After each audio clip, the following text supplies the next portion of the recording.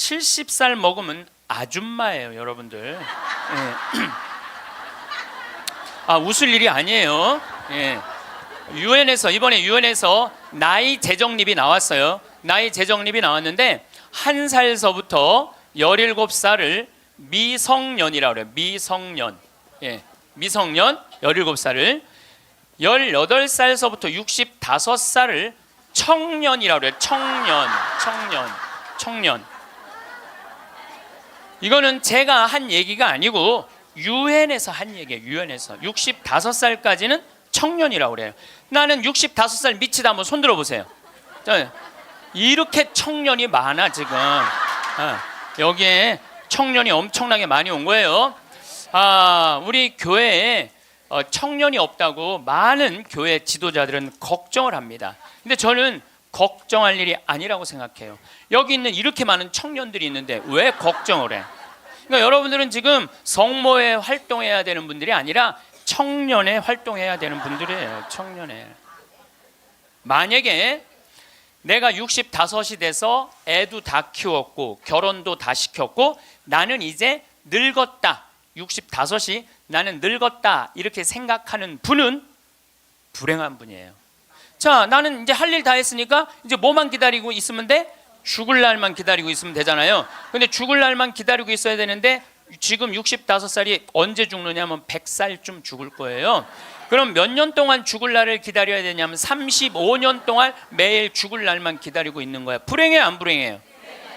65, 난 이제 청년, 이제 끝났네? 66살부터 79살까지를 뭐라고 그러냐면 중년이라고 그래요. 중년. 중년. 제가 한 얘기가 아니고 유엔이 한 얘기예요. 유엔이. 66살부터 79살. 자, 나는 66에서 79살이다. 한번 손 들어보세요. 이게 다 중년들이에요. 중년들. 아줌마들이 지금 79까지는. 그러니까 여기 지금 66부터 79살까지 지금 노인대학 다니는 분들은 다 자퇴하세요. 다 자퇴하시고 어디에 다시 들어? 성모에 가입해야 돼. 성모에. 80살서부터 99살을 노년이라고 그래요. 노년. 예. 그리고 100살서부터 노인이라고 그래요. 노인. 100살서부터 노인이라고 그래요. 그러니까 지금 오늘은 여기 노인이 하나도 있어요, 없어요? 한 명도 없어요. 여기 노인 한 명도 없어요. 이제 100살쯤 되면은 그때 이렇게 말해도 돼요. 이제 나가 늙었으니까 이제 좀 집에서 쉬어야 되겠다. 이렇게 생각하시면 돼요. 우리말에 이런 말이 있습니다. 사람 위에 사람 없고 사람 밑에 사람 없다. 언제 우리가 이런 말 쓰죠? 내가 사람 취급 못 받을 때. 근데 대한민국에 보면은 돈 있고 권력 있는 사람들이 돈 없고 권력 없는 사람들을 무시하는 경향이 너무나 커요. 이번에 미국의 프란치스코 교황님께서 방문을 하셨어요. 교황님은 항상 전용기가 없으시기 때문에 그 나라 비행기를 타고 가세요. 우리나라는 대한항공을 타고 오셨죠. 이번에 미국에 갈 때는 아메리칸 에어라인을 타고 가셨어요. 근데 교황님이 딱 비행기를 타자마자 승무원들한테 이렇게 부탁을 하셨다고 그래요. 나는 미국으로 가는 내내 어떠한 특별한 대우도 원하지 않는다. 나를 여기 있는 모든 탑승한 모든 승객하고 똑같이 대해줘라. 거기에는 무슨 추기경도 탔을 거고 기자단도 탔을 거고 수행원도 탔을 거예요. 근데 교황님은 특별한 대우를 원하지 않으셨다고 그래요.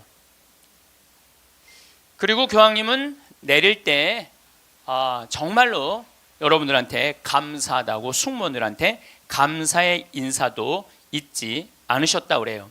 13억 명의 대표가 우리 프란치스코 교황님 아니에요. 가톨릭 신자가 지금 13억 명이니까. 그런데 그 대단한 분이 어떠한 특별한 대우도 원하지 않는다고. 그래서 그 교황님을 수행한 승무원들이 마지막에 후기를 쓴 거를 제가 읽었는데 자기네들은 너무 특별한 대우를 원하지 않았던 그 교황님을 모시고 가면서 인생의 최대의 비행을 했다고 그래요. 너무너무 감동을 받았다고 그래요. 이렇게 세계 최고의 교황님도 특별한 대우를 원하지 않으셨는데 모 항공사의 부사장은 땅콩 안 까줬다고 매뉴얼 판으로 자기 직원, 자기 돈을 벌어주는 사람이야. 고마운 사람이죠. 자기 직원 손가락 마디를 때리고 무릎을 꿇치고 그 다음에 강제로 용서를 청하라고 그랬다는 거예요.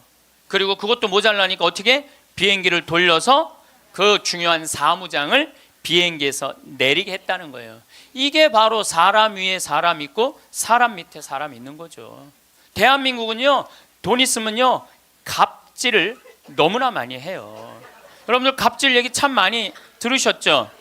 백화점에서 근무하는 분들, 은행에서 근무하는 분들, 병원에서 근무하는 분들, 심지어 전화 마케팅 하는 분들, 이런 분들이 우리나라에 지금 몇 명이 일을 하느냐 하면 700만 명 정도가 일을 해요. 그 700만 명들은 매일매일 무시를 당하고 살고 있는 거예요. 그러니까 수많은 사람들이 매일매일 무시를 당하고 있는 거죠. 그런데 우리들이 이 인생을 살아가면서 사람을 무시하라고 그런 권한을 받은 적이 한 번도 없어요. 사람을 존중하라고 우리는 예수님한테 가르침을 받았죠. 작년에 서울의 한 부자 동네에서 70살 먹은 아줌마가 1층에 있는 경비 아저씨를 베란다 창문을 열고 부른대요. 어이 경비. 그럼 경비가 와서 5층을 이렇게 올려다보면은 간식 먹으라고 떡을 던져준대. 5층에서 1층으로. 여러분들, 개한테도 5층에서 1층에 던져주면 안 돼요. 저는 제가 키우는 개가 있는데 간식을 줄 때 어떻게 하느냐면 손바닥에 올려놓고 드시라고 이렇게 제가 개한테도 드시라고 내가 이렇게 줘요. 하물며 사람한테 5층에서 1층으로. 제가 그 후기를 좀 읽어보니까 그 경비 아저씨하고 친했대요. 친해서 장난으로 그랬다는 거예요. 여러분들, 본인은 장난일 수 있지만 1층에서 받아먹는 사람은 장난이 아니에요. 본인은 장난일 수 있지만 그것도 꼭 유통기한 지난 걸 줬다는 거. 유통기한 지난 거. 이게 사람 위에 사람 있고 사람 밑에 사람 있는 거죠. 우리 사회는요, 돈 있으면 돈 없는 사람 무시하는 경향이 너무 커요. 며칠 전에도 뭐 수아브로 스키라고 무슨 액세서리, 거기에서 어떤 사람이 와갖고 점원들한테 이거 고쳐주지 않는다고 무릎 꿇히게 하고. 여러분들, 똑같은 사람끼리 무릎을 꿇히게 한다는 게 말이 돼요? 그 사람은 그 제품을 쓸 자격이 없는 사람이에요. 돈만 있다고 좋은 제품을 쓰는 게 아니라는 거예요. 돈도 있고 그 돈을 쓸 만한 인격도 갖춰야 되는데 우리는 돈만 있고 뭐가 없어? 인격이 없는 거예요. 우리 부관장 신부님이 로마 유학 갔다 오신 분이에요. 그런데 저녁에 맥주집에 이제 뭐 신학생 때 갔으니까 맥주 막 먹을 때잖아요. 맥주를 먹으니까 떨어지면 뭐라 그래? 웨이터, 웨이터 계속 불렀대요. 그랬더니 사장이 딱 오더니 나가라고 그러더래요. 왜 나가냐고 그러니까 왜 우리 직원을 종 부리듯 부리느냐고. 술 떨어진 거 알면 우리가 찾아가고 필요한 거 있느냐고 물어볼 텐데 왜 내 직원을 종 부리듯 부리느냐고. 이렇게 종 부리듯 부리는 당신은 여기서 맥주 먹을 자격 없다고 나가라고. 근데 이게요, 유럽도 그러고 미국도 그래요. 미국도 가면은요, 아줌마 아줌마 못 불러요. 올 때까지 기다려야 돼. 근데 우리는 내가 돈 주고 부린다고 식당에 가서 어떻게 해? 아줌마 왜 안 갔다 와? 안 갖고 와? 이게 종 부리듯 부리는 거예요. 저는 이번에 아주 굉장히 슬펐다가 너무너무 멋있는 사장님을 하나 만났어요. 도시락 업체, 그것도 미국에서 와서 우리나라에서 사업을 하는 도시락 업체 사장님인데, 우리도 고객을 존중해야 되지만 고객도 우리를 존중해 주지 않으면 내쫓겠다 이거예요. 그 선언서를 제가 읽어드릴게요. 제목이 참 재미나요. 공정 서비스 권리 안내. 우리 직원이 고객에게 무례한 행동을 했다면 직원을 내보내겠습니다. 그러나 우리 직원에게 무례한 행동을 하시면 고객을 내보내겠습니다. 참 멋있죠? 이 뒷말이 더 멋있어요. 상품과 대가는 동등한 교환입니다. 우리 직원들은 훌륭한 고객들에게 마음 깊이 감사를 담아 서비스를 제공하겠지만 무례한 고객에게까지 그렇게 응대하도록 교육하지는 않겠습니다. 그러니까 무례한 고객한테 죄송합니다, 죄송합니다 그렇게 안 가르치겠다는 거예요. 당신은 물건 살 자격 없으니까 나가라고 가르치겠다는 거예요. 우리 직원들은 언제 어디서 무슨 일을 하든지 항상 존중을 받아야 할 훌륭한 젊은이들이며 누군가에게는 금쪽 같은 자식이기 때문입니다. 직원에게 인격적 모욕을 느낄 언어나 행동, 큰 소리로 떠들거나 아이들을 방치하여 다른 고객들을 불편하게 하는 행동을 하실 경우에는 저희가 정중하게 서비스를 거부할 수 있음을 알려드립니다. 사장이 이렇게 딱 써놓은 거예요. 앞에다가. 얼마나 멋있는지 몰라요. 그러니까 예수님도 어느 누구도 함부로 대하지 말라는 거. 어느 누구도. 또 마태복음 18장 10절에 이런 말씀을 하세요. 너희 중에 가장 작은이라도 업신 여기지 말아라. 왜냐하면 그의 수호천사가 하늘에서 매일 아버지의 얼굴을 뵙고 있다 그래요. 수호천사가. 여기 계신 분들 이렇게 말씀하시는 분들 계세요. 나는 지질이 복도 없는 년이라고. 나는 남편 복도 없고 자식 복도 없는 지질이 복도 없는 년이라고. 그 지질이 복도 없는 년도 수호천사가 한 분씩 다 있다는 얘기예요. 수호천사 한 분씩 다 있는 거예요. 그러니까 여기 계신 여러분들 전부 지금 수호천사 있어요, 없어요? 있어요.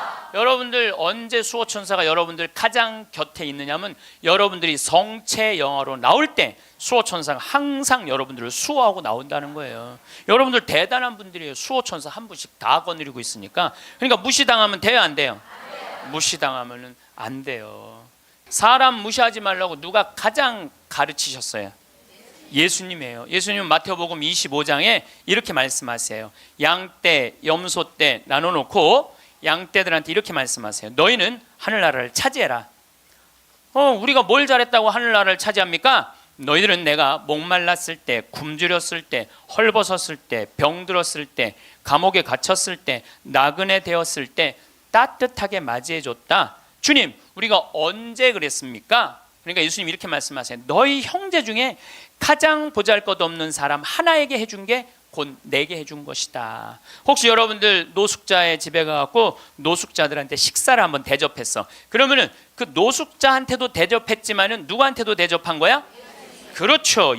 노숙자 안에 있는 예수님한테도 대접한 거예요. 그러니까 그걸 다 대접받았던 예수님은 마지막 날에 그 대접받은 걸 다 갚은 거예요. 근데 여러분들이 병든 사람, 감옥에 갇힌 사람, 노숙자들한테 한 번도 대접해 준 적이 없어. 마지막 날 예수님한테 받을 거 있어요, 없어요? 없어요. 지금 어려운 이웃한테 잘 베풀어 준 사람은 나중에 가서 예수님한테 따질 수 있어. 내놓으라고. 내가 해준 거 해준 거 내놓으라고 따질 수 있어요. 예수님 마태복음 25장에 말씀하셨기 때문에. 근데 왼편에 있는 사람한테는 예수님이 이렇게 말씀하세요. 악마와 그의 졸도들을 가두려고 준비한 영원히 꺼지지 않는 불 속으로 들어가라. 우리가 뭘 잘못했다고 그럽니까? 그냥 예수님이 이렇게 말씀하세요. 너희들은 내가 목말랐을 때, 굶주렸을 때, 헐벗었을 때, 병들었을 때, 감옥에 갇혔을 때, 나그네 되었을 때 따뜻하게 맞이하지 않았다. 주님, 우리가 언제 그랬습니까? 그러니까 예수님이 이렇게 말씀하세요. 너희 중에 가장 보잘것없는 사람 하나에게 해주지 않은 것이 곧 내게 해주지 않은 것이다. 자, 여기 계신 여러분 모두 안에 지금 예수님 계세요, 안 계세요? 여러분들 무시당하면 돼요, 안 돼요? 안 돼요. 여러분들이 잘나서 무시당하면 안 되는 게 아니라 여러분들 안에 계신 예수님 때문에 무시당하면 안 돼요. 자기 자존심을 지키는 거는 여러분들은 예수님이 거하는 성전이기 때문에 여러분들 자존심을 지켜야 돼요. 예수님은 이 세상에 오셨을 때도 가진 자 편에 서지 않고 가지지 못한 자 편에 서세요. 부처님 아버지는 직업이 뭐죠? 부처님 아버지는 왕이었어요. 공자님 아버지는 관리였어요. 마호메트 아버지는 큰 부자 상인이었어요. 물론 마호메트 엄마가 뱃속에 있을 때 돈 벌러 나갔다 죽어요. 그래갖고 마호메트는 유복자. 예수님 아버지는 직업이 뭐예요? 목수. 그 내가 신학교 다닐 때 신론 배울 때 예수님 아버지는 성부라고 예수님 아버지 직업은 하느님이었어요. 하느님. 예수님 양아버지 직업은 뭐예요? 목수예요. 2000년 전에 목수는 하루에 2끼 정도 먹었다고 그래요. 그러니까 가난한 집에 태어나신 거예요. 예수님은 굳이 당신이 선택해서 올 수 있었는데 굳이 가난한 집에 택해서 오신 이유는 뭐냐면은 가난한 이들과 함께 하겠다는 거예요. 그리고 당신 태어날 때 천사들이 누구를 초대하느냐면 목동들을 초대해요. 야, 삼왕은 자기네들이 찾아온 거고 예수님이 초대한 건 누구냐 하면은 목동들이에요. 저기 대단한 분 태어났으니까 가봐라. 그래갖고 예수님한테 처음으로 인사를 한 사람들은 목동들이야. 우리가 알퐁소 토대의 별이라는 책을 읽어갖고 목동을 굉장히 낭만적인 사람들로 알고 있는데 중동에 가보면요 세상에 더러운 게 목동이에요. 그래서 목동하고 상대하지 말라 그래. 도둑놈들이라고 상대하지 말라 그래. 왜냐하면 한번 풀 뜯으러 양 뭐 염소 풀 뜯으러 나가면은 한 달을 돌아다녀야 되거든요. 그러니까 한 달 동안 머리 안 가. 내가 가서 보니까 머리에 떡을 칠하고 다녀요. 먹을 냄새가 얼마나 나는지 몰라. 또 밤낮에 기온차가 많으니까 옷을 몇 겹을 입고 한 달 동안 안 빨고 그것만 입고 다니는 거예요. 그 더럽고 냄새나는 목동들을 예수님은 첫 손님으로 초대한 거예요. 이게 누구를 초대하겠다냐? 보잘것없는 사람들을 귀하게 여기겠다는 거예요. 그리고 당신 활동하실 때는 앞 못 보는 사람, 듣지 못하는 사람, 말하지 못하는 사람, 팔 오그라드는 사람, 등 굽은 여자, 다리 오그라드는 사람, 몸 썩어가는 나 환자, 몸 파는 여자, 나라 팔아먹은 세리들이랑 먹고 마시고 놀았다고 그래요. 저는 신약 성서 읽으면서 가장 가슴 떨리는 성서 구절이 뭐냐면 예수님은 그들과 먹고 마시고 놀았다. 이거를 읽으면 막 가슴이 떨려요. 여러분들 세상에 먹고 마시고 노는 것처럼 중요한 일이 어디 있어요? 그렇죠? 여러분들 저하고 뭐 방송을 통해서 유튜브를 통해서 친숙하시죠? 친숙하다 하더라도 나하고 먹고 마시고 놀진 않잖아요. 먹고 마시고 놀 수 있는 사이는요 친하지 않으면 못해요. 여러분들도 누구랑 먹고 마시고 놀아요? 친한 사람들이랑 먹고 마셔요. 오늘 이거 끝나고 나면 길거리에 나가고 너 오늘 나하고 먹고 마시고 놀자.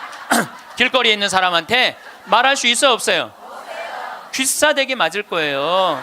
여기 오늘 같이 온 친구들하고 야 우리 오늘 강의 끝났으니까 여기 명동에 가서 우리 먹고 마시고 놀자. 친하지 않으면 못하는 거예요. 친하지 않으면. 그리고 먹고 마시고 노는 사이는 그 사람의 속사정을 다 알아요. 그 사람이 뭘 힘들어하는지, 그 사람의 고민이 뭔지 먹고 마시고 놀지 않으면 모르는 거예요. 본당 신부도 마찬가지예요. 본당 신부할 때 5년 동안 사목을 했는데 교우들하고 한 번도 먹고 마시고 놀지 않았어. 그러면 여러분들은 본당 신부하고 추억이 있을까요 없을까요? 없어요. 이게 웃을 일이 아니에요. 루카복음 7장 8절에 예수님은 먹보요 술꾼이라고 그래요. 먹보요 술꾼이라. 저도 본당 신부할 때 사목을 하는 기본이 뭐냐면 먹고 마시고 노는 거였어요. 사목의 기본이 먹고 마시고 노는 거였어요. 장례가 나잖아요. 그럼 저는 반드시 초상집에 갔어요. 초상집에 가갖고 장례 전날 가갖고 소주 한 병 내오라고 그래요. 그럼 상주 전부 다 오라고 그래요. 상주들하고 소주 한 잔씩 하면서 먹고 마시면서 어머니가 어떻게 살았는지 아버지가 어떤 병으로 돌아갔는지 얘기를 다 들어요. 그리고 1시간을 그렇게 소주 한 병을 먹으면서 이야기를 하고 다음날 강론할 준비할 필요가 없어. 강론. 왜냐하면 강론 때 이 엄마가 어떻게 살았고 가족은 어떻게 하고 다 얘기할 수 있는 거예요. 먹고 마시고 놀고 왔기 때문에 공감이 되는 강론을 할 수 있는 거예요. 근데 만약에 초상이 났는데 내가 그 집에 한 번도 간 적이 없어. 그냥 장례만 딱 왔어. 그 강론은요 그 고인들하고 남아있는 유족들하고 아무 공감대가 없는 강론을 할 수밖에 없어요. 예수님이 우리가 신약 성서를 읽을 때 너무너무 착착 쉽게 와닿죠. 왜 우리가 쉽게 알아들을 수 있는지 아세요? 예수님이 우리랑 먹고 마시고 놀았기 때문이에요. 이게 얼마나 가슴 설레는 성서 구절인지 몰라요. 어떤 가르침보다 위대한 말이 뭐냐면 예수님은 그들과 먹고 마시고 놀았다예요. 저도 87년도에 시각장애자들하고 1년 동안 여기 상계동에서 먹고 마시고 놀아봐서 87년도에 내가 그분들하고 1년 동안 살면서 물어봤어요. 여러분들은 살면서 뭐가 가장 힘드냐고. 그랬더니 그분들이 하는 얘기가 가장 힘든 게 뭐냐면 내 몸으로 난 자식 얼굴을 모르는 거래요. 내 몸으로 난 자식 얼굴을 모르는 거예요. 여러분들은 애들 어때요? 애기 낳으면 이뻐요 안 이뻐요? 막 100일, 200일 된 애들 보면 손가락 보면 어때요? 기가 막히죠? 그러니까 애기 엄마들 보면 막 애 손도 막 먹고 발도 막 먹잖아요. 막 먹어 보니까 먹을 기세야. 먹을 수만 있으면은 너무너무 좋으니까.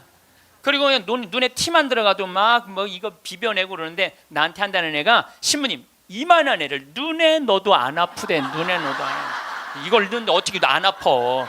눈알이 터지든지 뭘 하든지 해야 될 거 아니야.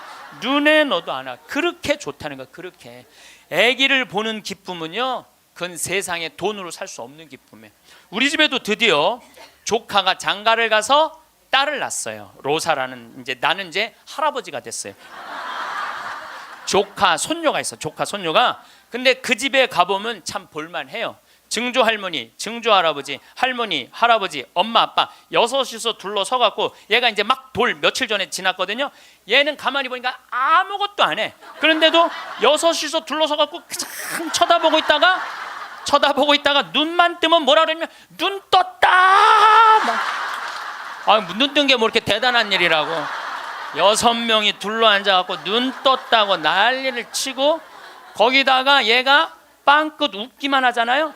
그러면 그때부터는 애가 재롱을 피는 게 아니에요. 증조 할머니, 증조 할아버지부터 재롱을 피기 시작해. 오르르 깍꿍. 이게 누가 재롱 피는 거야? 내가 보기엔 지들이 재롱 피면서 얘가 재롱 핀다는 거야. 시간 가는지 모른다는 거야. 내가 보기엔 자기네들이 재롱 피고 얘는 그냥 껌뻑껌뻑 쳐다만 보는데 이 아기를 그래서 애들은 1살 때 평생 할 효도를 다 한다는 거예요. 1살 때 여러분들 그때 그 기쁨 평생 애들은 2살 때부터 효도 안 해요. 왜 효도 안 하는 줄 아세요? 1살 때 이미 다 했어. 근데 뭘 2살 때부터 해? 혹시 지금 30살 뭐 된 자식들이 효도 안 한다고 섭섭한 그분들은 욕심이 너무 많은 거예요. 이미 그 기쁨을 다 누린 거예요. 근데 그분들은 자기 애들을 어떻게 알아보느냐면 손으로 만져서 눈이 이렇게 생겼고 코가 이렇게 생겼고 입이 이렇게 상상할 수밖에 없어요. 상상할 수밖에 없어요. 또 한 번은 도봉산 성당에서 우리 시설 분들을 초대를 해갖고 식사 대접을 했어요. 정말 내가 가서 보니까 상다리가 부러지게 차려놨어. 그런데 옆에 있던 형제가 나한테 그러는 거야. 학사님, 우리는 이렇게 상다리가 부러지게 차려놔도 아무 소용이 없다는 거예요. 왜 소용이 없냐? 그랬더니 보여야지 골라 먹죠. 어디 있는 줄 알아야지. 냄새는 나는데 어디 있는지 알아야지 골라 먹죠. 그러니까 옆에 봉사자들이 한 분씩 앉아갖고 고등어 들어갑니다. 두부 들어갑니다. 김치 들어갑니다. 그래야지 먹는 거예요. 근데 우리 생태마을에 딱 음식 차려놓으면은 막 김치, 뭐 고등어 막 이제 묵은지 절여놓은 거 보면 막 이분들 막 입에 군침이 돈대. 딱 보면은 막 깍두기 쫙 빨갛게 해놓고 막 김치찌개 두부 딱 올려주면 입에 군침이 돈다는 거예요. 우린 눈으로 먹는 거예요. 먼저 눈으로 먹고 입에 군침이 도는 거예요. 이걸 영어로 뭐라고 그러냐면 My mouth is watering 그래요. 군침 돈다. My mouth is watering. 군침이 도요. 근데 그분들은 눈으로 먹는 기쁨이 없는 거예요. 여러분들 뭐가 지지리 복도 없긴 뭐가 지지리 복도 없어. 이 눈으로 벌써 음식을 먹는데 이거 눈알 하나 갈아 끼는데 1억이라는데 2개 갈아 끼면 2억인데 2억을 끼고 지지리 복도 없는 년은 무슨 지지리 복도 없는 년이야. 또 87년도는 그 인천에서 수원에서 전철이 전부 다 의정부로 갔어요. 그때만 해도 우리 시각장애자들이 전철에서 바구니 들고 어두운 밤에 깜깜한 밤에 이러고 가면은 500원씩 1000원씩 줬어요. 기억나시죠? 네. 그렇게 하루 종일 전철을 오고 가면서 모으면은 그때 돈으로 꽤 컸대요. 15,000원, 2만원 됐대요. 그때 돈으로. 그러면은 창동이나 도봉역에서 딱 내리면은 도둑놈들이 따라다니다가 역에서 나가면은 그걸 낚아채 가는 거예요. 그걸 낚아채 가는 거예요. 그럴 때 너무너무 속상하다는 거. 너무너무 화가 나. 하루 종일 고생한 건데. 그러니까 누굴 데리고 나가느냐면 5학년, 6학년, 중학교 1학년 된 자기 애들을 데리고 나가는 거예요. 자기 애들은 그거 일 나가는 게 죽기보다 싫은 거예요. 매일 그 우리 시설 마당에서 애들이 울어. 너 왜 울어? 그러면 자기 일 나가기 싫다는 거예요. 네가 무슨 일을 나가는데? 애들이 얘기해 주는 거예요. 낚아채 갖고 엄마 아빠가 나 데리고 나간다고. 그럼 엄마 아빠 손 잡고 지팡이 잡고 전철 안에 왔다 갔다 하는 거 걔네들이. 그러는 수원이나 인천은 아무 상관없대요. 창동이나 도봉역에 딱 그 전철을 지나갈 때 되면 누굴 만나냐면 반 친구들을 만나는 거야. 반 친구들이 그걸 보고 다음날 학교 가고 다 소문을 내는 거야. 제 엄마 손잡고 구걸하러 다닌다고. 얼마나 그 나이에 자존심이 상해요. 그러니까 내가 그들과 먹고 1년 동안 먹고 마시고 놀지 않았으면 그분들의 아픔을 몰랐을 거예요. 예수님은 이 세상에 오셔서 3년 동안 정말 가지지 못한 사람이나 가진 사람이나 누구하고 먹고 마시고 놀았어요. 그러니까 강생이라는 말 참 많이 듣죠. 예수님은 이 세상에 강생하셨다. 그냥 몸만 오신 게 아니에요. 삶 자체로 이 세상에 들어오신 거예요. 그래서 우리랑 먹고 마시고 놀면서 우리가 고민하는 게 뭔지, 우리가 힘들어하는 게 뭔지 너무너무 잘 아셨어요. 그래서 예수님은 특별히 아픈 사람들, 병든 사람들 고쳐주는 거 주저하지 않으셨어요. 다 고쳐주셨어요. 그리고 최후의 만찬 때 마지막 날 제자들의 발을 씻어주고 난 다음에 예수님이 이렇게 말씀하세요. 요한복음 13장에 내가 너희들을 사랑하였듯이, 사랑한다는 게 뭐냐면 너희들과 먹고 마시고 놀면서 너희들을 위로했듯이 너희도 서로 사랑하여라. 이게 마지막 날 유언이야. 서로 사랑하라는 게. 그런데 지금 한국에는 크리스찬이 2천만이 있어요. 개신교 1,500만, 가톨릭 500만. 크리스찬이라는 건 뭐냐면 그리스도처럼 살겠다는 거예요. 여기 계신 여러분들 전부 왜 세례 받았냐면 그리스도처럼 살라고 세례 받은 거야. 그러면 이 대한민국에 2천만 명의 그리스도가 살고 있는데 요즘 대한민국에 보면 2천만 명의 그리스도인이 살고 있는 것 같아요? 아니죠? 예수님이 서로 사랑하라고 말하고 간 적이 없는 것 같아. 예수님이 이렇게 말하고 가신 것 같아. 너희들 서로 괴롭힐 수 있는 한 괴롭혀라. 이렇게 말씀하고 가신 것 같아요. 얼마나 서로 괴롭히는지. 여러분들 우리나라 애들은 군대 가기 전에 이미 다 망가져서 들어가요. 우리나라 중고등학교 애들 여러분들 남자애들 보면 눈빛 보면 어때요? 살벌하지 않아요? 이렇게 눈빛 딱 마주치면은 어떤 놈이야 걸리지 내가 오늘 가만히 안 놔둬 이런 기세예요. 우리나라 지금 중고등학교 남자애들은 극도의 스트레스 속에서 자라는 거예요. 왜? 경쟁 속에서 경쟁만 가르치고 협력, 이해, 양보, 사랑 이런 게 안 배워요. 경쟁, 출세 1등만 배운 애들이야. 그러니까 눈에 도끼가 있는 거야 애들이. 그런 애들이 군대 가고 서로 괴롭히는 거예요. 이미 군대 가기 전에 망가진 거예요. 핀란드라는 나라는 건국이념이 뭐냐면 나눔이야. 나눔. 이 나라는 러시아의 100년 지배를 받아요. 100년 지배를 받으면서 독립을 해요. 국민들이 모여갖고 우리 진짜 잃었던 나라를 찾았으니까 이 나라를 어떻게 건설해 나갈 것이냐. 국민들이 그래요. 콩알 한쪽이라도 나눠 먹자. 그래서 이 나라는요 가난했을 때부터 나누기 시작하고 지금까지도 잘 나눠요. 지금까지도. 지금 국민소득 6만 달러예요. 이 나라는 초등학교, 중고등학교 전액 무상교육이에요. 근데 더 놀라운 건 대학생들도 전부 공짜로 대학 다 다녀요. 그리고 기숙사도 다 공짜야. 시골에서 헬싱키로 공부하러 올라왔어. 그러면은 기숙사비 다 국가에서 다 대줘요. 근데 더 놀라운 건 대학생들이 돈이 없어갖고 아르바이트 할까봐, 책 사볼 돈이 없어서 아르바이트 할까봐 아르바이트 하지 마라, 공부해. 그러면서 책값 하라고 모든 대학생들한테 한 달에 43만 원씩 용돈을 줘요. 모든 학비도 안 되는데 용돈도 줘. 이 나라는 석박사까지 공짜예요. 프로그램 참여하면 석박사까지 다 공짜야. 그러려면 뭘 많이 내야 돼? 세금을 많이 내야 되잖아요. 이 나라는 한 700만 원 정도 월급 받는 사람들이 세금을 얼마를 내냐면 320만 원 정도 내요. 이 정도 내야지 대학생들한테 용돈까지 주죠. 자, 이제 대한민국도 애들이 등록금 못 내갖고 지옥이라고 그러잖아요. 그러니까 이제 어른들, 애들, 대학생들 등록금 공짜로 해주기 위해서 700만 원 버는 사람들 320만 원 돈 내십시오. 낼 것 같아, 안 낼 것 같아요? 여기다가 빨간 띠 두르고 결사 반대 막 이러고 아마 할 거예요. 네.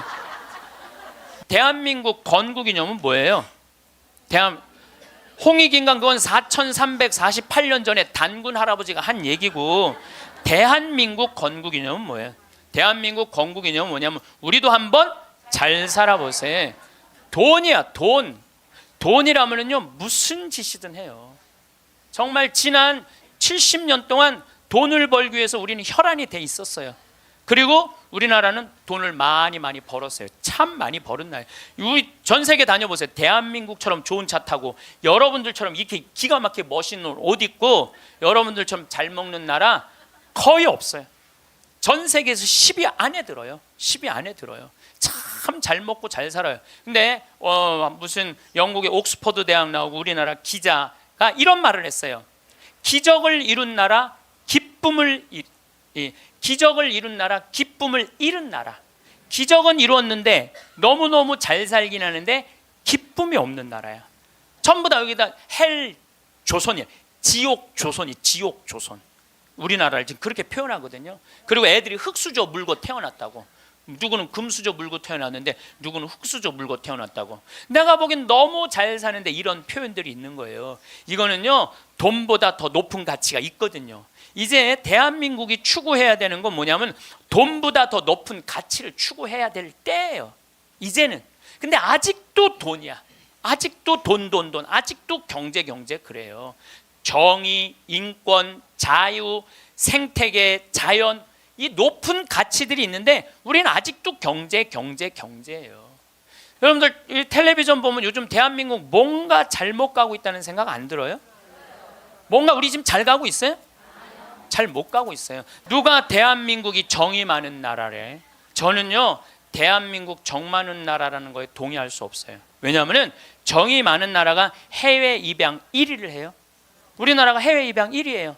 제가 지난 여름에 유타라는 곳에 강의를 다녀왔는데 거기 가보니까요, 몰몬 교도가 많은 데예요. 저녁에 식당에 갔는데 엄마 아빠는 백이냐? 근데 애들은 누가 봐도 우리나라 애들이에요. 그 한 식당에 세 쌍의 자녀들이, 그러니까 세 부부 쌍의 자녀들이 우리나라 애들이야. 나는 대한민국의 어른으로서 걔네들한테 너무너무 미안하더라고요. 전 세계에서 해외 입양 1위가 대한민국이에요. 2위가 어딘 줄 아세요? 필리핀이에요. 3위가 우간다, 4위가 인도, 5위가 우즈베키스탄이에요. 그리고 그 나라들에 비하면 우리나라는요, 2배, 3배 잘 사는 나라예요. 2배, 3배 잘 사는 나라에서 해외 입양 1위를 하고 있는데 정이 많은 나라예요? 정이 많은 나라 아니에요. 또 제가 요즘 잠비아 도와준다고 한 3년 동안 한 10억 정도 잠비아 도와줬어요. 가서 뭐 이제 농장도 한 20만 평 꾸며주고 소도 돼지도 닭도 뭐 옥수수밭도 감자밭도 다 해놨어요. 근데 나한테 전화해갖고 이렇게 항의하는 분들 참 많아요. 대한민국에도 굶어 죽는 사람 많은데 뭐하러 아프리카까지 가서 도와주느냐고, 정신 있는 거냐 없는 거냐 나한테 이렇게 전하는 분들 참 많아요. 여러분들, 우리나라가요 6.25 전쟁 끝나고 난 다음에요 미국에서요 밀가루 받아서 먹고 살았어요. 밀가루. 그래서 우리 천주교하고 밀가루하고 인연이 많아요. 정부를 못 믿으니까 밀가루를 어디다 줬어? 성당에 다 갖다 줬어요. 그래서 성당에서 나눠줬어요. 그래서 옛날에는 밀가루 받아 먹으려고 세례 받는다 그래서 밀가루 신자라는 말까지 나왔어요. 그렇게 우리가 그 배고픈 시기를 미국에서 원조 받아갖고 버텨냈어. 그럼 세계에서 9번째로 1조 달러가 넘는 나라가 9나라인데 우리나라가 9번째 1조 980억 달러예요. 그렇게 잘 사는 나라가 아프리카의 나라 도와주는 건 당연한 거예요. 받았으면 줘야지.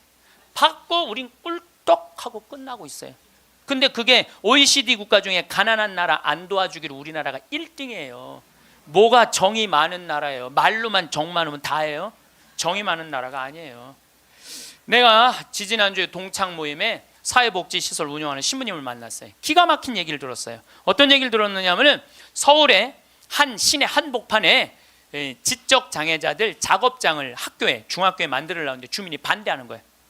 그랬대요. 우리 동네 쓰레기 처리장은 들어와도 지적장애자 작업장은 못 들어온다. 참, 아니 걔네들 얼마나 이 삶에 목말라 하는 애들인데 걔네들을 우리 동네에서 받아들였고 우리 동네에서 보호를 해줘야지. 이게 우리가요 철저하게 이기적인 거야. 님비라고 그래. 님비. 요즘 우리 평창에는 동계올림픽 때문에 도로가 뻥뻥 나요. 근데 우리 생태마을 바로 옆에 도로가 나요. 근데 거기를 터널을 뚫어요. 강의 중에 다이나믹 터질 때 막 건물이 울려요. 그래서 사람들이 와서 나한테 그래요. 신부님, 저렇게 바로 터널을 뚫는데 반대 안 하시느냐고. 내가 이렇게 말해요. 저거 반대하려면 5년 정도 걸려. 매일 도로에 들어놓아야 돼. 나는 내 인생 매일 도로에 들어놓기 내 인생이 너무 아까워. 그리고 1화는 우리 옆으로 지나가는 거, 2화는 마을로 지나가는 거예요. 그럼 내가 반대한다고 칩시다. 그럼 2화는 누구한테로 지나가는 거야? 마을로 지나가는 거예요. 그럼 내 옆길은 안 되고 옆에 마을은 괜찮고. 이게 이기적인 거예요. 이기적인 거. 누가 우리 부로 정이 많은 나라라고 그래요. 1970년대 우리 이 구로공단에서 동대문에서 노동자들이 이제 돈 많이 벌으니까 우리 좀 나눠주라. 그러니까 정부에서 어떻게 이 국가가 지금 잘 살아야 된다. 그러면서 나중에 잘 살게 되면 그때서 너희들한테 잘해줘. 나중에 잘해줘. 나중에 잘해주겠다고.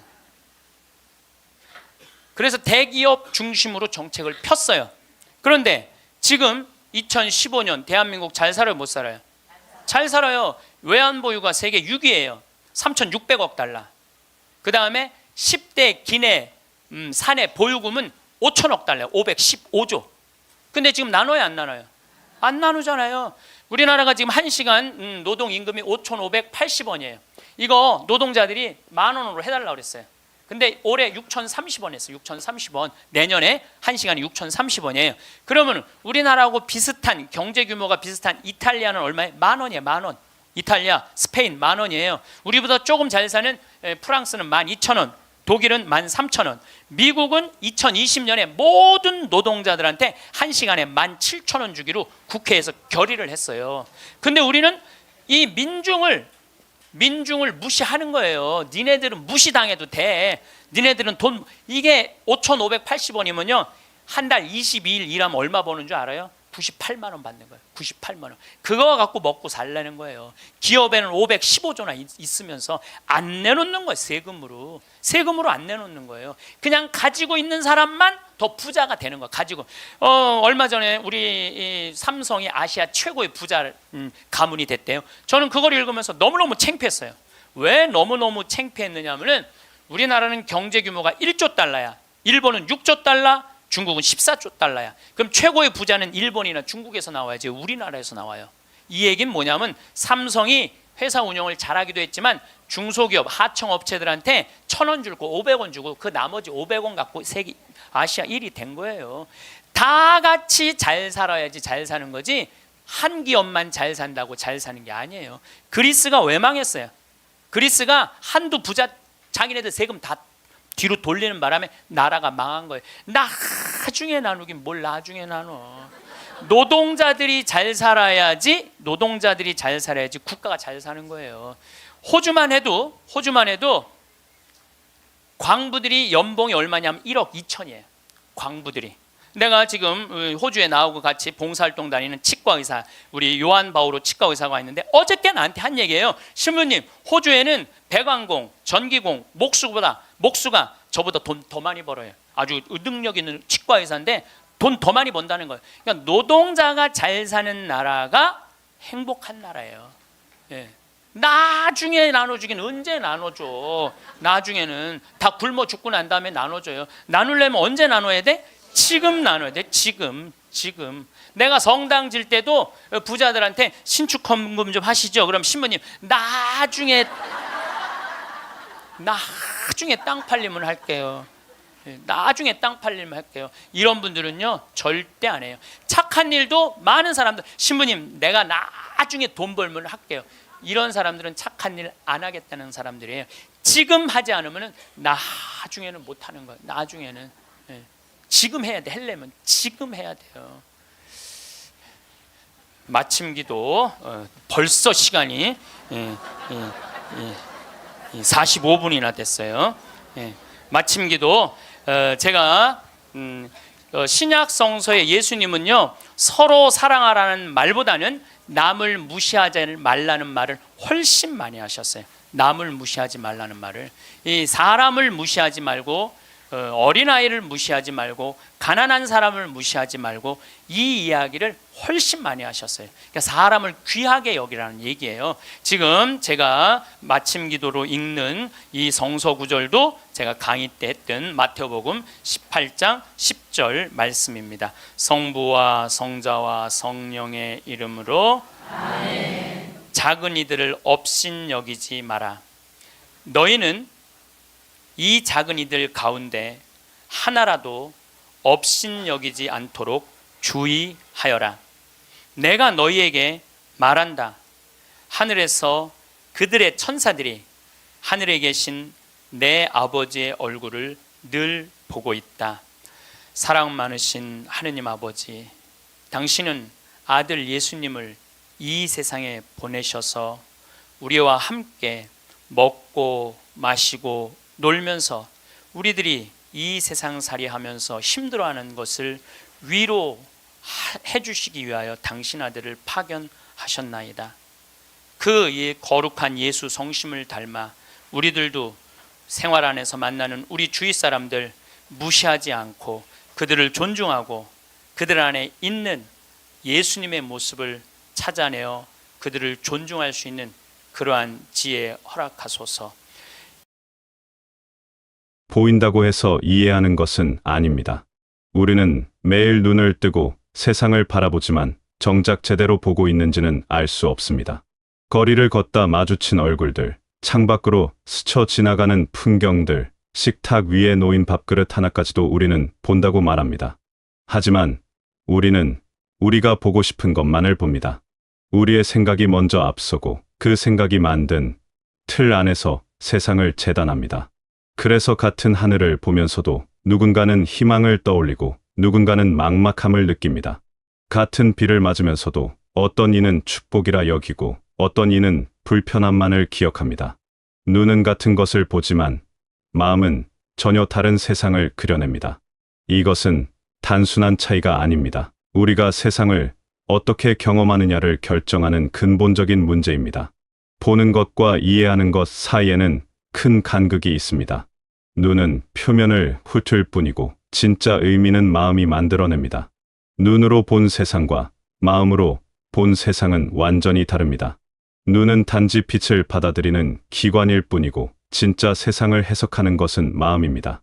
마음이 어떤 상태에 있느냐에 따라 같은 장면도 전혀 다르게 다가옵니다. 평온한 마음으로 바라보면 모든 것이 부드럽게 느껴지고 불안한 마음으로 보면 모든 것이 이협적으로 다가옵니다. 이것은 단순한 감정의 문제가 아닙니다. 우리가 세상을 이해하는 방식 자체가 달라지는 것입니다. 보는 방식이 달라지면 세상이 달라집니다.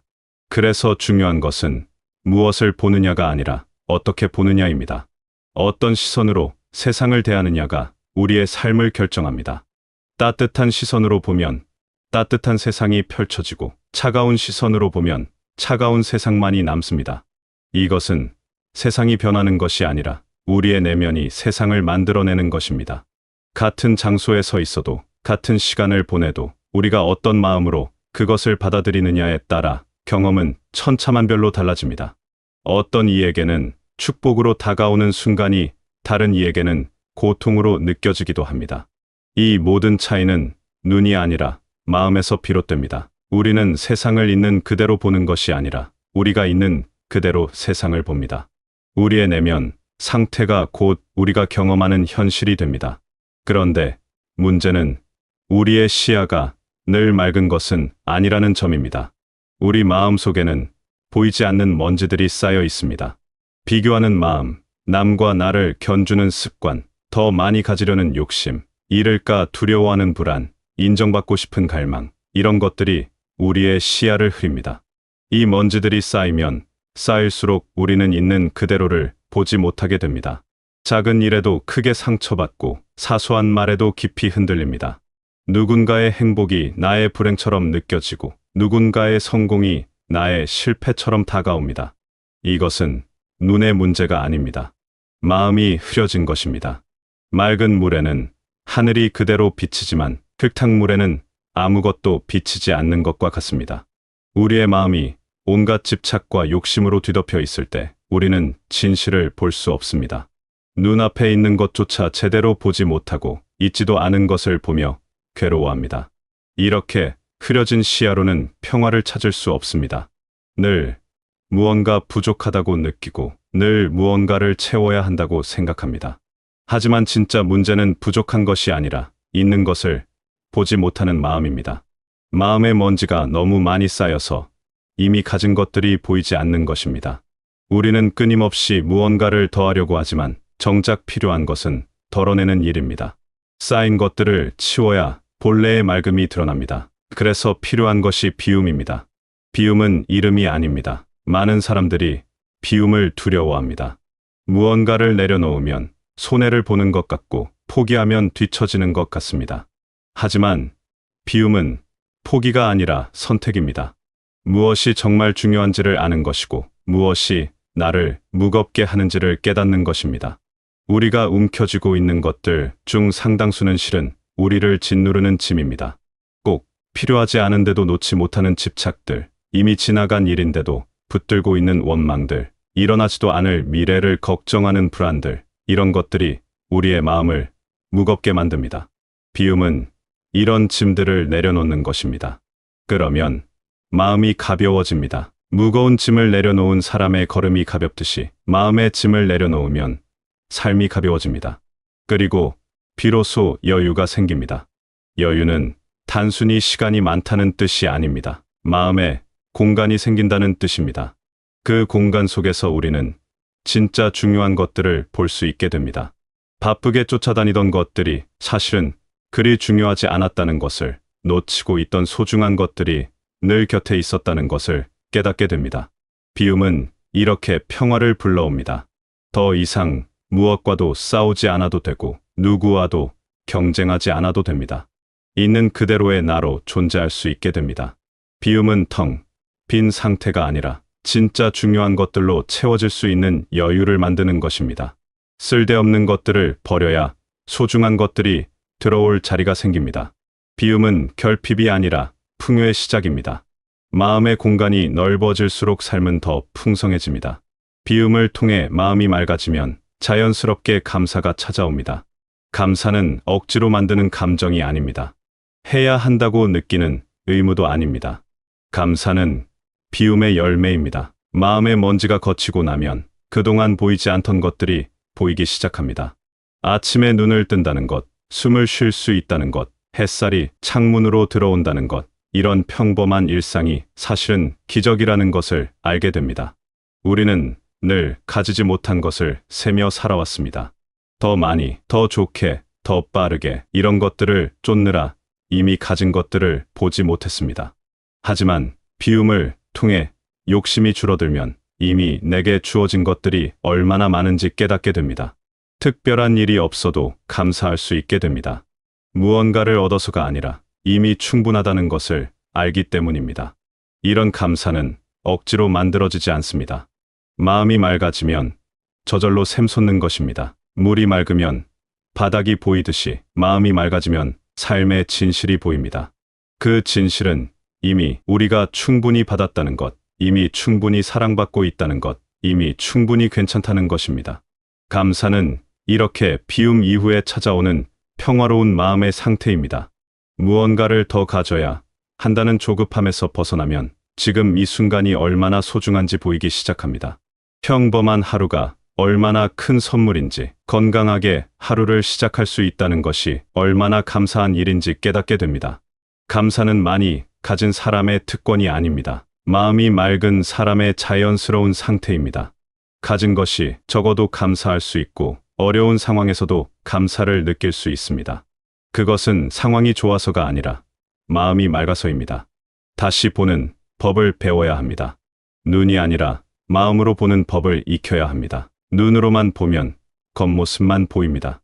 아름다운 것과 추한 것, 많은 것과 적은 것, 좋은 것과 나쁜 것, 이렇게 구분하며 판단하게 됩니다. 하지만 마음으로 보면 그 너머를 볼 수 있습니다. 겉으로는 평범해 보이는 순간들 속에 담긴 의미를, 작아 보이는 것들 속에 깃든 소중함을, 당연해 보이는 것들 속에 숨어 있는 기적을 볼 수 있게 됩니다. 마음이 밝아질 때 비로소 세상이 제대로 보입니다. 그리고 그때 평화가 찾아옵니다.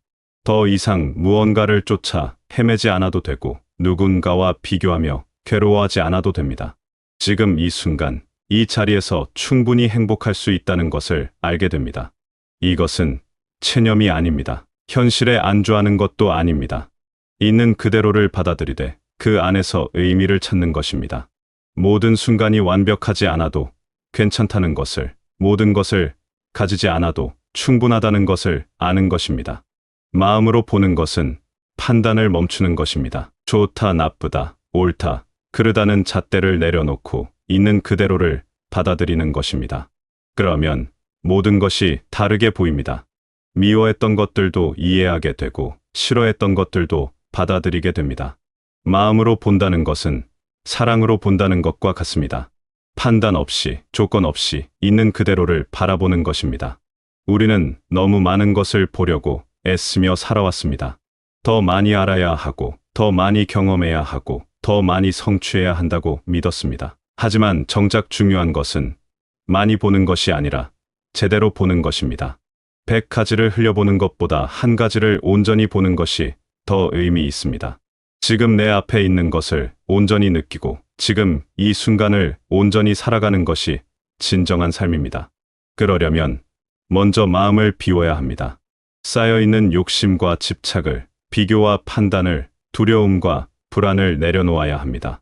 그래야 비로소 눈이 아닌 마음으로 볼 수 있습니다. 마음이 맑아지면 세상도 맑아집니다. 같은 풍경을 보더라도 전혀 다른 의미로 다가옵니다. 평범했던 일상이 소중하게 느껴지고 당연했던 것들이 감사하게 다가옵니다. 이런 변화는 갑자기 일어나지 않습니다. 조금씩 천천히 일어납니다. 어느 날 문득 같은 하늘이 다르게 보이고 같은 길이 새롭게 느껴집니다. 그것이 바로 마음이 달라진 증거입니다. 세상은 그대로인데 우리가 달라진 것입니다. 그리고 그것이면 충분합니다. 세상을 바꿀 수는 없지만 세상을 보는 방식은 바꿀 수 있습니다. 그것이 우리에게 주어진 가장 큰 자유입니다. 이제는 다르게 볼 시간입니다. 눈앞에 펼쳐진 모든 것을 새로운 시선으로 바라볼 시간입니다. 아침에 눈을 떴을 때, 창밖의 하늘을 볼 때, 밥을 먹을 때, 길을 걸을 때, 이 모든 순간을 다시 보는 것입니다. 습관처럼 흘려보내던 시간들을 온전히 느끼며 살아가는 것입니다. 그러면 삶이 달라집니다. 특별한 일이 일어나지 않아도 삶이 풍요로워집니다. 큰 변화가 없어도 마음이 평화로워집니다. 이것이 진정한 행복입니다. 무언가를 얻어서 오는 행복이 아니라 이미 가진 것의 소중함을 아는 데서 오는 행복입니다. 비교하지 않고 욕심내지 않고 있는 그대로를 받아들일 때 찾아오는 평화입니다. 이런 평화는 밖에서 찾을 수 없습니다. 오직 내 마음속에서만 찾을 수 있습니다. 세상이 아무리 시끄러워도 내 마음이 고요하면 평화를 느낄 수 있습니다. 세상이 아무리 혼란스러워도 내 마음이 맑으면 길을 잃지 않습니다. 평화는 조건이 아니라 선택입니다. 어떤 상황에서도 평화로울 수 있고 어떤 환경에서도 행복할 수 있습니다. 그것은 외부가 아니라 내부의 문제이기 때문입니다. 마음을 비우고 다시 보는 일은 하루아침에 이루어지지 않습니다. 평생을 두고 연습해야 하는 일입니다. 때로는 다시 무언가에 집착하게 되고 때로는 다시 비교하며 괴로워하게 됩니다. 그래도 괜찮습니다. 다시 깨닫고 다시 내려놓으면 됩니다. 중요한 것은 완벽하게 하는 것이 아니라 계속 시도하는 것입니다. 조금씩이라도 마음을 비우고 조금씩이라도 다르게 보려고 노력하는 것입니다. 그러면 어느 순간 삶이 달라져 있을 것입니다. 같은 하루를 살아도 전혀 다른 기분으로 살게 될 것입니다. 평범한 순간들이 특별하게 느껴지고 작은 것들에도 감사하게 될 것입니다. 이 모든 것은 여러분의 마음이 달라졌기 때문입니다. 세상은 변하지 않았지만 여러분이 세상을 보는 방식이 변한 것입니다. 그리고 그것이 가장 중요한 변화입니다.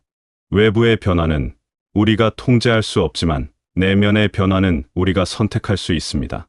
어떤 마음으로 살아갈 것인지, 어떤 시선으로 세상을 볼 것인지는 오롯이 우리의 몫입니다. 누구도 대신해 줄 수 없는, 오직 우리만이 할 수 있는 일입니다. 그리고 그 선택이 우리의 삶을 만들어갑니다. 여러분의 마음이 조금씩 가벼워지고 세상을 바라보는 시선이 따뜻해지기를 바랍니다. 무거운 짐을 내려놓고 가볍게 걸어갈 수 있기를, 비교와 경쟁에서 벗어나 있는 그대로의 여러분으로 살아갈 수 있기를 바랍니다. 눈이 아닌 마음으로 세상을 볼 수 있게 되기를, 그래서 매 순간이 감사하고 평화로운 나날을 보내시기를 바랍니다. 여러분의 삶이 조금 더 밝아지고 마음이 조금 더 평온해지기를 진심으로 바랍니다. 힘든 순간에도 마음의 평화를 잃지 않으시길, 어려운 상황에서도 감사를 발견하시길, 혼란스러운 세상 속에서도 여러분만의 고요함을 지키시길 바랍니다. 오늘 하루도 맑은 마음으로 세상을 바라보며 있는 그대로의 여러분을 사랑하며 살아가시길 바라겠습니다.